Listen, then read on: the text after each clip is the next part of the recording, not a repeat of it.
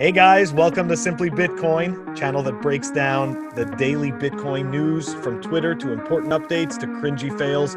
We've got it all. But before we get started, drop us a like and subscribe. All right, we're going to kick it off right away with the Clark Moody dashboard. All right, block height, 647,379. Price, 10,120. We're looking at chain rewrite days of 545 and total lightning capacity 1,069.31 BTC. Dude, not bad. We were at 1,000 a week ago. That's right. We couldn't break that 1,000 marks. That's uber bullish. And I got some uber bullish later on the show. But let's start with today's daily fail. All right, and our daily fail actually comes to us from one of our listeners, Junior Dalvit. Shout out to him for finding this one. This is a good one. And let's take a look at it. Our daily fail is Peter Schiff's tweet. So, against my advice, my son, Schiff Spencer, just bought even more Bitcoin. Whose advice do you want to follow? A 57-year-old experienced investor / business owner who's been an investment professional for over 30 years, or an 18-year-old college freshman who's never even had a job? And look at that number, man. 81% for the kid. 81.3% for the kid. So, I mean, don't get me wrong. Peter Schiff has been dead wrong about Bitcoin forever.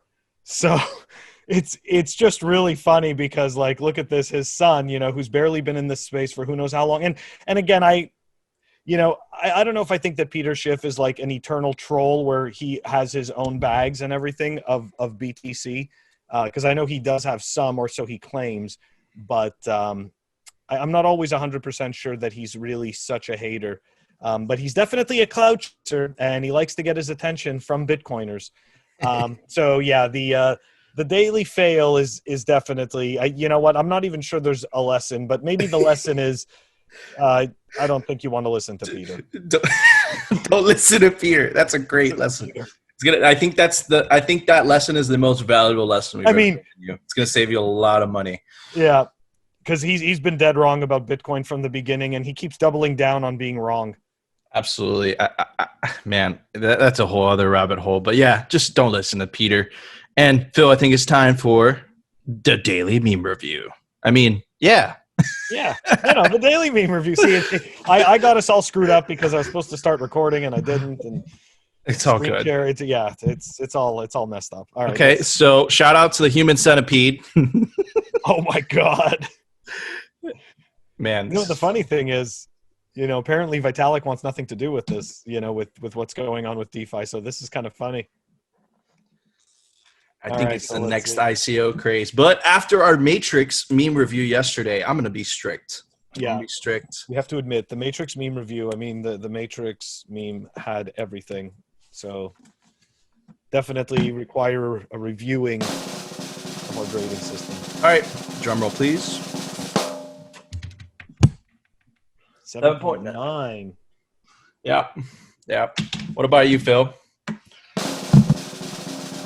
you ready? 8.5. Okay. 8.5. All right. So, because look, I think that this is I think that, it's got all the elements and it has something that's very recognizable now, especially for us as Bitcoiners, because we're all making fun of their terrible buffet of stupidity that they're calling DeFi. And yeah, it's I think that it's how could I say this? It's very relatable for a lot of us right now that are, in Bitcoin and trying to figure out what the hell that thing is. I think that picture perfectly describes what DeFi is. Yeah, it definitely does. There's definitely a lot of eating shit and sucking dick. And it has sushi on there. I don't know. All right, so it's time for the Daily News, sponsored by.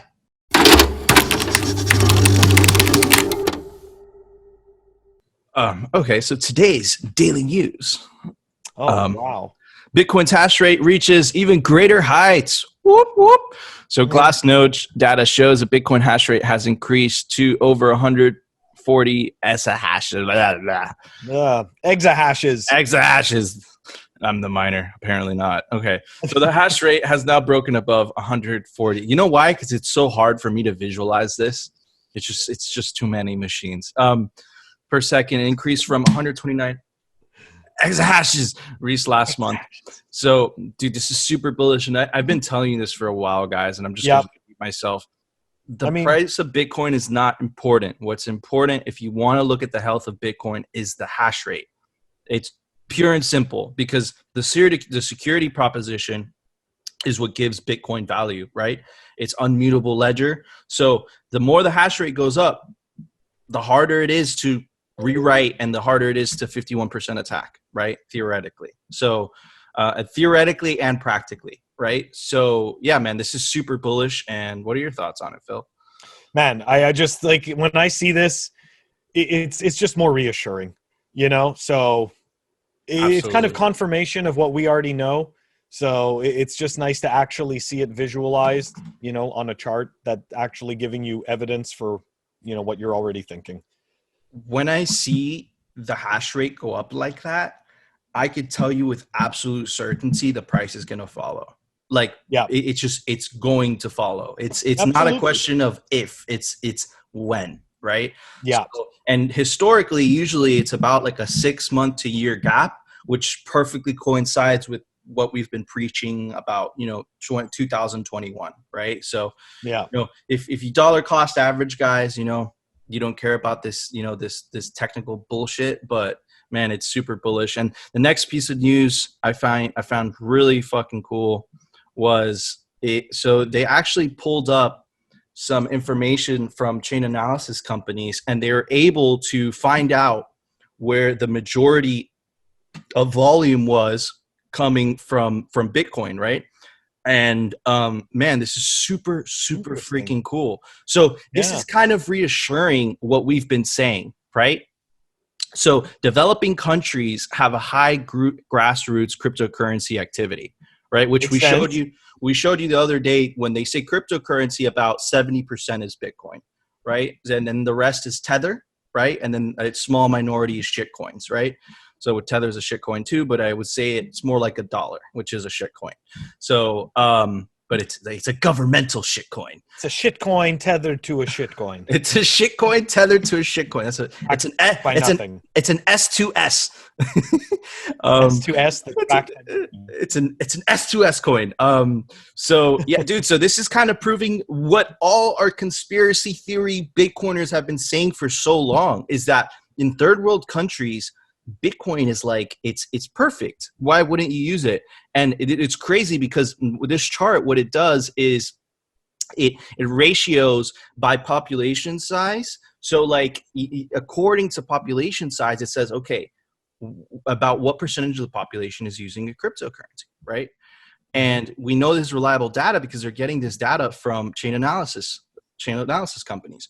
And the majority is coming from Ukraine, Russia, Venezuela, China, Kenya, and man, the three out of the top 5 have capital controls on their currency. That's right. So people are obviously using this, you know, for what we've been saying for so long, to kind of escape that high inflation, to kind of escape that, you know, high government control over their currency. So it's proving us Bitcoiners right. We've been telling you this for years, you know, so it's cool to see data to kind of back up our points.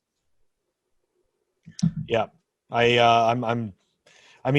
is just, again, right? It's more confirmation, but it's good to see, and it's from an interesting source. And I think that's what makes it, you know what I mean? That's what makes it a key piece of information. So, hey, good, you know, good stuff. Absolutely. Maybe we're not nuts. Or maybe we are nuts, but we're nuts and right. You know, so maybe we're just in an echo chamber. Just everyone's just publishing stories based on that echo chamber. So Phil, I heard you found this really dope website. Website by Plebes. So here we go, guys. This is a new section that we've got. Okay, we're going to showcase websites by, you know, fellow Bitcoiners, right? And this is hold on, I'm going to share my screen so everybody could see it.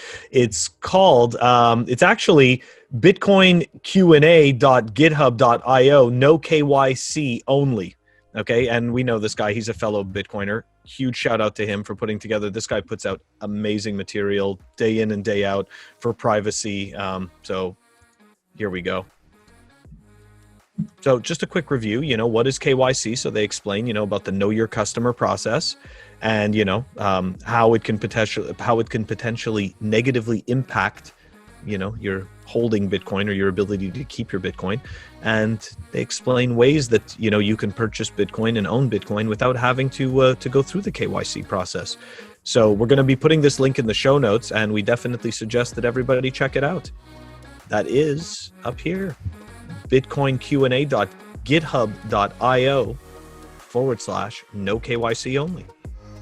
So that's our cool website. That's our website by plebes of the day. Okay, Phil. So let me tell you about this podcast that I'm dropping for the rest of the week. It's with Danny Scott from Coin Corner. He did the Mount Sox. We talked to him about all that stuff and what it takes to make a Bitcoin exchange in the first place. Really interesting. It's really neat because you never know. You don't know how to start a Bitcoin exchange, and he kind of dropped this podcast already. So it's gonna drop. It's gonna drop. Later on in the week. You guys can see it right here. All right. So, anyways, guys, thanks for tuning in so much. Tune in tomorrow if you want simply Bitcoin and no freaking shit coins. See you guys later.